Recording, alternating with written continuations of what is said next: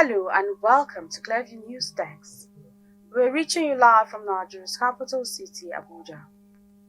I am Florence Joshua. Welcome. Primate Elijah Ayodele, the leader of INRI, Evangelical Spiritual Church, who is well renowned for his prophetic prowess, is demanding the arrest of Islamic cleric Sheikh Gumi, accusing him of complicity in terror attacks in Nigeria. Ayodele made this request at a church service in Lagos where he pleaded with President Bola Tinubu to resign if he is afraid of terrorists. On the threat of military invasion, Ayodele said, "What America wants to do in Nigeria is more than war on genocide." You see, the escalation of kidnapping is encouraged by government, especially the governors. Yes, sir. When you start sitting with notorious killers, you are negotiating with them. What Tinubu should do is states where the governors, chairmen negotiated with bandits. You should have declare state of emergency. Don't think that America is joking, no. They are not joking, no. You know, when we say American they don't understand. Many things they don't understand when we talk. It was late after mind. When a thing that happens, they say, this thing happened, no. This one happened, no. How? When America is coming to fight Tinubu's government, they don't understand. And a lot is in this fight, a lot is involved. Not genocide alone. Genocide is just a stepping stone. Yes, sir. But where the government have missed it, even till now, states where you don't need to waste our soldiers. You don't need to waste their lives. This governor negotiated with social person. People like Gumi should be arrested. Yes, sir. So why are you still waiting? Gumi is still talking. Yes, sir. Is Tinubu afraid terrorists? That is the question I'm asking the government. Is the government of Tinubu afraid of terrorists or terrorist negotiator? Are they afraid? Then if Tinubu is afraid, let him resign then. If Tinubu cannot fight terrorists, let him resign. You see that APC people will not like me today. They won't like me today. I don't care. I'm not saying for anybody to like me. Very well, sir. I will give you point by point. You should have resigned if you know you cannot. In a shocking development, the village head of Serkin Noma Eroyaru has been arrested in connection with a deadly midnight attack that claimed 2 lives and left 1 person abducted. The arrest, confirmed by the State Police Command, has sent shockwaves through the community as residents struggle to come to terms with the fact that their traditional leader may have a hand in the violence that tore through their village. Police spokesperson SP Rakhan says investigations are in full swing to uncover the truth behind the brutal assault, an attack that has reignited fears of growing insecurity in rural parts of the state. Reacting swiftly to the National State Government has vowed to deal decisively with anyone found culpable. In a strongly worded statement, the Senior Special Advisor on Public Affairs, Comrade Peter Ahemba, condemned the infiltration of criminal elements across communities, calling it a ticking security time bomb. Meanwhile, residents are being urged to stay vigilant and assist security agencies with vital information as authorities intensify efforts to restore calm and bring those responsible to justice. The chairman of Forurwa in Shanono local government area of Kano State, Yahaya Wogobiri, has expressed dismay over the persistent attacks by bandits in his area, despite the deployment of armed military operatives and other security agencies. Babir's anguish follows an overnight attack where motorcycle riding bandits stormed the area, abducting 5 nursing mothers, leaving the infants wailing while carting away 50 cows and other unspecified number of animals on Sunday. The attack, which occurred at Yonkwada village in Forurua community of Shanono local government, sent panic among residents, with hundreds fleeing the area. Meanwhile, the chairman of the Community Security Forum of Forurua has strongly appealed to President Tinubu and the National Security Advisor Nuhu Ribadu and other top security heads to come to their rescue before it is too late. Recall that 2 weeks ago, the military had engaged raiding bandits, killing 19 of them while losing 2 officers during the ensuing incident. It's no longer news that Abdulmuni Jibril, the lawmaker representing Kiru Bebeji Federal Constituency, has dumped the new Nigeria's People's Party and returned to the All Progressive Congress, declaring full support for President Bola Tinubu's 2027 re-election bid. Jibril made the announcement during a political gathering in his hometown, Kofa, Kano State, revealing that his supporters unanimously agreed to leave the NNPP and the Konkwesiya movement for the ruling party.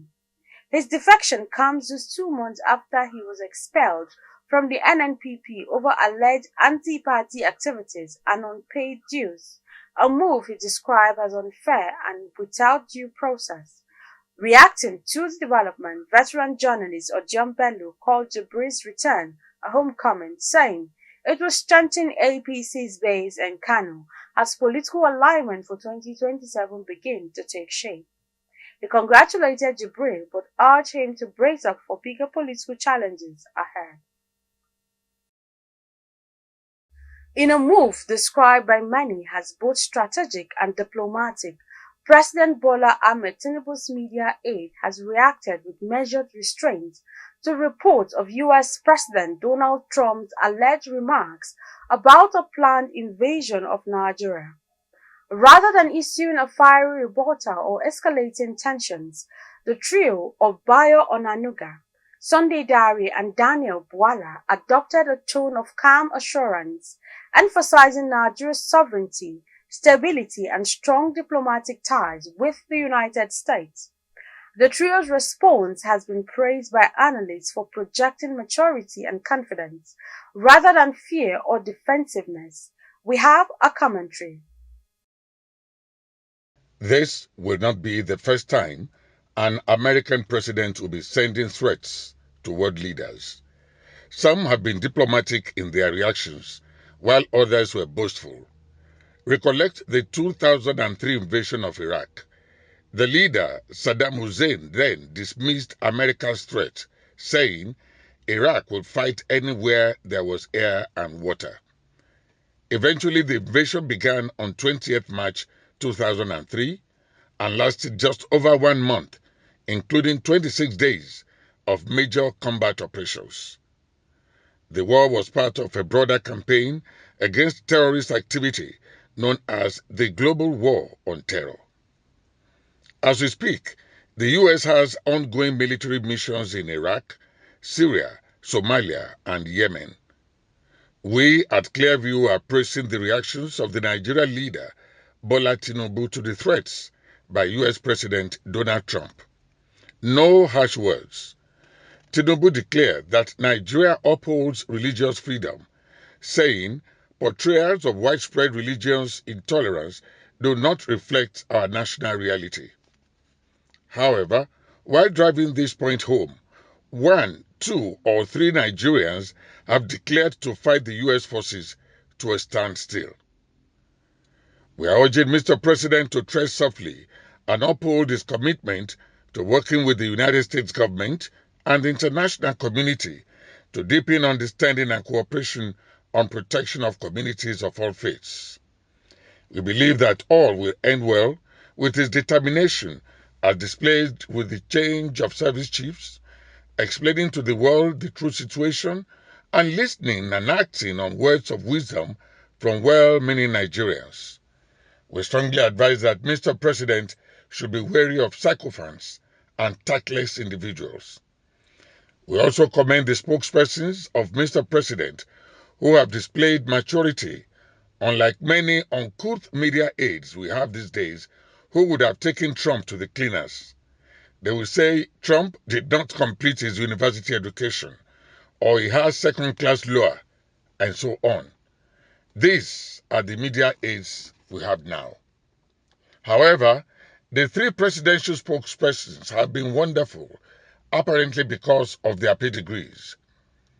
Wonderful in the sense that they have not replied Trump directly or indirectly, even when some Nigerians are already threatening fire and brimstone on Trump. Here we refer to those Nigerians as bunch of comedians. Now to the trial, spokesman of Bola Tinubu, Sunday Dare, Public Communication and Orientation. We have Daniel Bwala, Policy Communication and Media, and Bayo Ononuga, Information and Strategy. These three gentlemen are shining examples of who should be a media or communication advisor. Sunday Dare was a minister, chief of staff to Tinubu when he was the leader of APC, chief of the Hausa Service African Division at Voice of America VOA, and more. Daniel Bwala is undoubtedly intelligent and articulate. In the course of participation in national politics, he has ascended to the pinnacle of communications management. Though he is not a trained journalist or public relations expert, he has garnered public attention for his incisive commentary on national issues. Bwala is an adjunct lecturer, an external examiner at the Nigeria Law School in Warri, and a consultant to the Nigerian Institute of Advanced Legal Studies. Bayo Ononuga, Information and Strategy, is a thoroughbred journalist.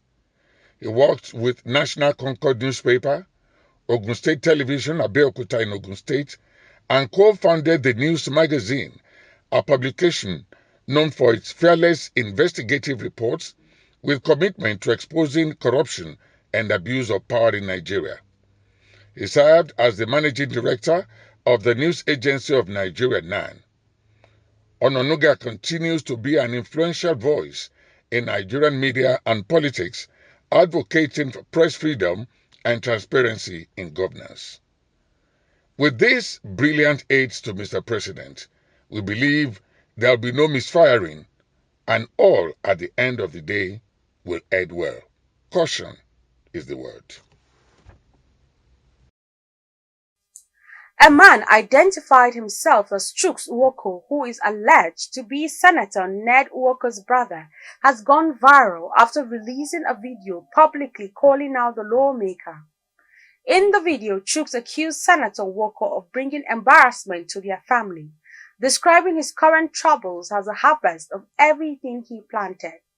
Chuks said he had tried to reach the senator privately without success and could no longer remain silent, adding that the family values where they were raised with are far from what the senator now represents.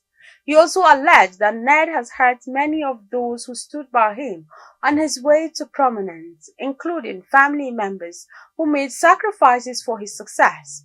He went further to question the senator's claim of being self-made, insisting many people know the real story behind his rise. As of now, Senator Ned Uwoko has not publicly responded to the allegations.